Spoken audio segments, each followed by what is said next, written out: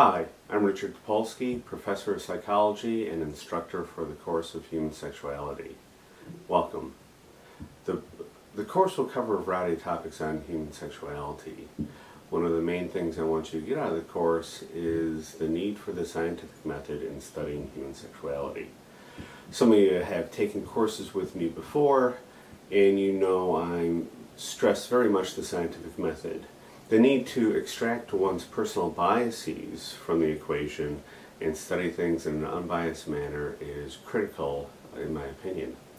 The book for the course is from McGraw-Hill, Human Sexuality, Diversity in Contemporary America.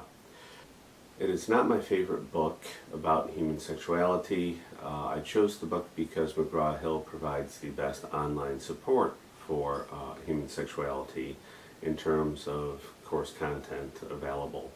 The book tends to emphasize the social influences on human sexuality and de-emphasizes other perspectives such as the biological or even the evolutionary perspective. We can see that even in Chapter 1. Chapter 1 mainly goes over social influences about human sexuality, how TV, how media may influence sexuality, which it certainly does, but it's hardly the whole story. In addition, as with all textbooks, read the book critically. I think the book is a great source to generate ideas for research. I've done that in the past with students, and this has led to various publications and presentations at conferences. Another problem I have with the book is that it doesn't always have the best citations. For example, in Chapter 1, it discusses the Dani tribe and the social influences and the behaviors that exist there. The problem is that's not a very good citation. The citation is an unpublished reference, simply a manuscript someone posted on their website. And I do not consider that a quality source that should be cited in a book. In fact, I would probably argue that some of that information is incorrect. Another example of incorrect information in the book is the Think About It section entitled My Genes Made Me Do It, discussing the evolutionary perspective. I myself probably take an evolutionary slant toward human sexuality and toward psychology.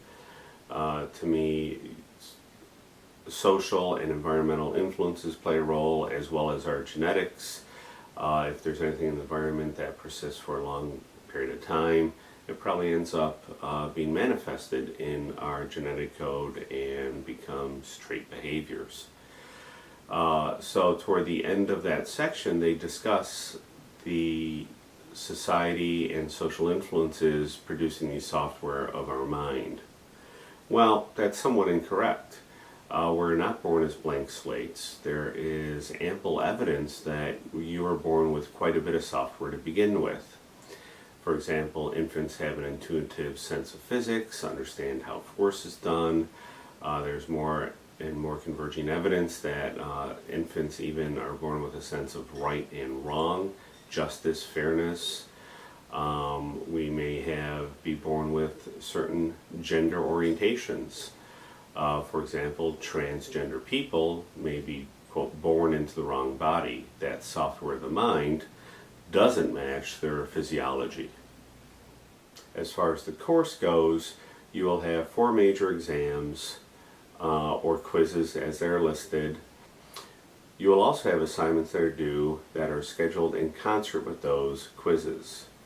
You will have a Learn Smart component for each chapter and a short multiple choice practice quiz for each chapter. So, for example, for the first test, the first 5 chapters, for example, the first quiz or exam covers the first 5 chapters. You must complete all 5 Learn Smart modules prior to the exam and all the practice multiple choice quizzes prior to the exam. Each of these assignments count toward your grade. The actual number of points you earn will be based upon your grade on those assignments. Do those assignments in a serious manner. That's a lot of points on the table. So if you only get half the questions right on a Learn Smart module, then you only get 1 point instead of 2. The failure to do those correctly will quickly add up to a bad grade. Also, although it's an online course and you'll be able to take the exam anytime, anywhere you want, please be aware that you need to read and study for the exams. I've been teaching this course for a long time, either in an online or hybrid manner. Those students who don't study and aren't prepared for the test don't do well. Those who do perform well. Of all the courses you take in college, you don't want to have to go back and say, I failed sex in college. So I hope you study hard and learn a lot, and to me there should be intrinsic motivation to do well in this class. Most people find human sexuality interesting. I hope that's why you took the course, and I hope you're ready to learn a lot. I hope you enjoy the class, and good luck. And thank you for enrolling in the course.